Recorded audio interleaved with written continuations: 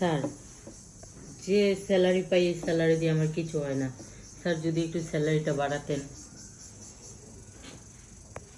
দেখো, এটা তুমি কি বলছো? শুনো, আমি যেটা চাইতেছি তুমি কিন্তু এটা দিচ্ছ না। ইচ্ছা করি আমি তোমার স্যালারিটা কমায় রাখছি। আমি যেটা চাইছিলাম তুমি যদি এটা দিতে, অবশ্যই তোমার স্যালারি বাড়ায় দিতাম আমি। স্যার দেখেন, আপনার কোম্পানির জন্য তো আমি অনেক পরিশ্রম করি, আমি দিনের পর দিন কাজ করি, আমি আপনার কোম্পানিকে আমার নিজের কোম্পানির মতো ভেবে দেখাশোনা করি। তারপরেও স্যার আপনি অন্য সবার থেকে আমার স্যালারিটা খুবই কম দেন। দেখো, আমি একটাই কথা তোমার বলছি, তুমি নিজে চিন্তা করো। আমি তোমার জন্য যদি স্যালারি বাড়াই দিই, আমি যদি না পাই কিছু, কেমনে বাড়াবো? আমি যদি কিছু পাই, 10 টাকা পাইলে 5 টাকা অবশ্যই তোমার বাড়াই দিতাম। তুমি তো আমার 5 টাকা দিতাছো না। দেখেন স্যার, আমি আসলে কি বলবো, বিষয়টা হলো যে স্যার, আপনি যেটা চাচ্ছেন ঠিক আছে, কিন্তু সবকিছু তো সবার দ্বারা সম্ভব না। হ্যাঁ দেখো, তাহলে আমার কি করে সম্ভব বলবো? স্যার দেখেন, আমি তো পরিশ্রম করি, আমি তো দিনের পর দিন এখানে পরিশ্রম করতেছি, আমার পারিশ্রমিক তো আপনি দিবেন। দেখো, তুমি যেরকম পারিশ্রম করতেছো, যতটুক করতেছো, আমি কিন্তু তোমার ততটুকুই দিতেছি।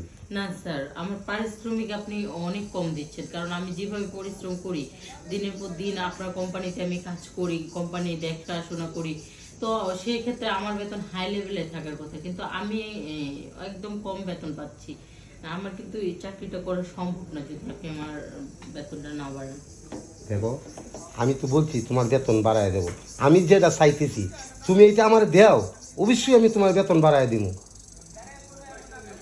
দেখেন স্যার, আপনি আমাকে যে স্যালারিটা দেন, আমি তো বাসা ভাড়া থাকি, আমার নিজের সংসার আছে, খাওয়া দাওয়া আছে, আমার ফ্যামিলি আছে, আমার কোনো কিছুই হয় না। রুম ভাড়া দিয়ে, দোকান বাকি দিয়ে দেখা যাচ্ছে আমার মাস শেষে যে আমি একটা সঞ্চয় করব, সেটা আমি করতে পারতেছি না।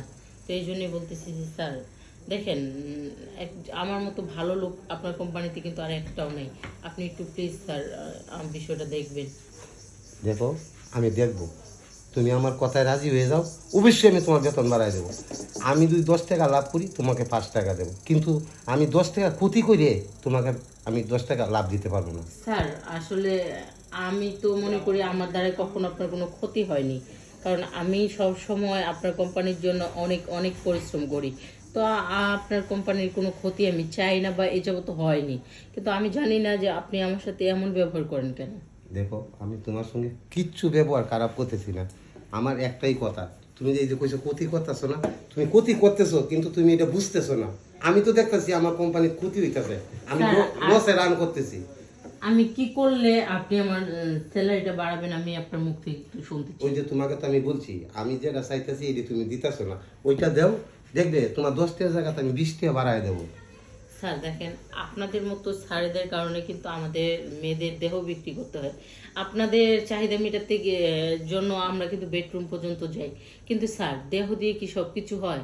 দেখেন আমার ট্যালেন্ট দেখেন, আপনি আপনার কোম্পানির জন্য আমি কি করতেছি সেটা দেখেন, কিন্তু আপনি আমার দেহটাকেই চাচ্ছেন, বারবার একই কথা বলতেছেন। স্যার এটা কিন্তু ঠিক না। দেখো, এখনকার নিয়ম তাই, তোমার ট্যালেন্ট দেখলে লাভ নাই। এখন আমার এইটা দেখতে হবে, সামনে আমার কি আছে এইটা দেখতে হবে। এই যে কইছো না, তুমি যে স্যালারি পাইতেছো, তোমার সংসার চলতেছে না, খরচা বেশি লাগে, খরচা কম, তা তুমি এটা রাজি আসছো না কেন? তোমার যদি সংসারে টাকা বেশি লাগে, তা তোমার তো সেই জায়গাটা যাইতে হবে, তুমি সেই জায়গাটা যাও এবং দামে বাড়াই দিয়াম। স্যার আগে যখন আমি জব করি